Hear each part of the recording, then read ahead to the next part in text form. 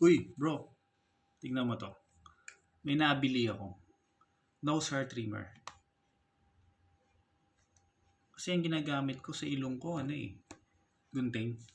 Minsan, binubunot ko.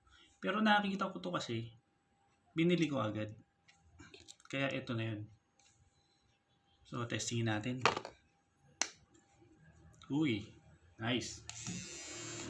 Mukhang madaling gamitin, no?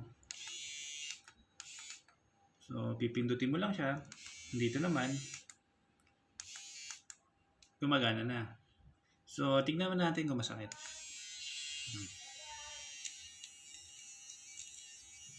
Aray!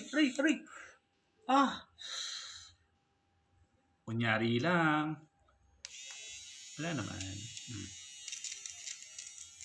Napakadali niyang gamitin, guys.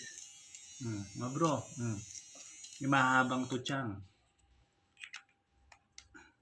Mahabang buhok sa ilong.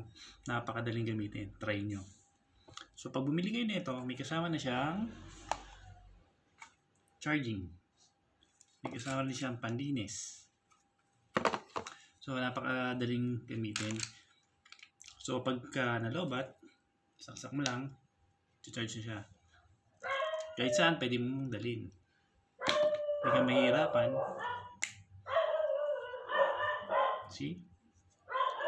Digital na rin siya. Check.